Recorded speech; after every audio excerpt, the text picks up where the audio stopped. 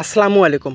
আমি এর আগের একটা ভিডিওতে আপনাদেরকে বলেছিলাম যে আমার একটা আখ গাছ থেকে এতগুলো আখ গাছ কীভাবে হয়েছে, কিন্তু এটাও বলেছিলাম যে আমি এর আগে কিন্তু সার দিয়েছিলাম। সেই সার দেওয়ার ফলে এবার আপনাদেরকে দেখাই অনেকগুলো কিন্তু কুশি হয়ে গেছে। এগুলো দেখেন, আর এ পাশে এগুলো দেখেন, এ পাশে এগুলো দেখেন, এগুলো কিন্তু সবগুলো নতুন করে কুশি বের হয়েছে। আমি সার দিয়েছিলাম ইউরিয়া, ডেপ আর হলো জৈব সার, যেটা গোবর সার। এগুলো দেওয়ার ফলে কিন্তু এগুলো নতুন করে কুশি বের হয়েছে।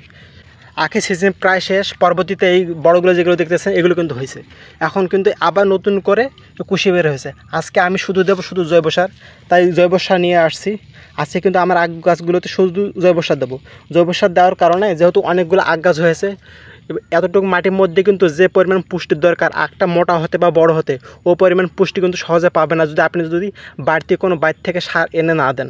কারণ যেহেতু অনেকগুলো আখ গাছ হয়েছে, আবার নতুন করে কুশি বের হচ্ছে, এর ফলে কিন্তু জৈব সার বা বিভিন্ন প্রকার সার দেওয়া লাগবে এখানে যে পুষ্টিটা প্রয়োজন সেটা পরিপূর্ণ করার জন্য। এর জন্য আমি আজকে জৈব সার নিয়ে আসছি, এখানে দিয়ে দেবো। এই জৈব সারগুলো কিন্তু এখানে শুধু ছেটে দেবো, ছেটে দিলে কিন্তু হয়ে যাবে। এখন যেহেতু বৃষ্টি পানি হইতেছে, বৃষ্টি পানি এখানে পড়বে, পড়ার ফলে কিন্তু চতুর শিকড় অনুযায়ী ছড়িয়ে ছেটে যাবে।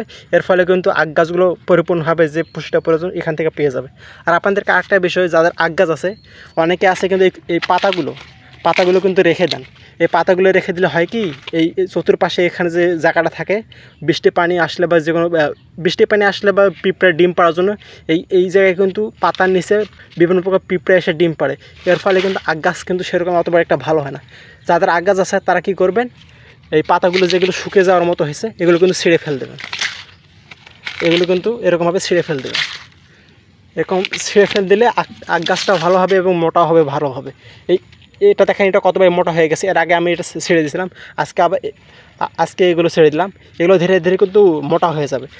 যেহেতু আজকে সার দিতেছি, এর ফলে কিন্তু এই আখগুলো কিন্তু মোটা মোটা হয়ে যাবে। তো আজকে এই পর্যন্তই। সবাই ভালো থাকবেন। আসসালামু আলাইকুম।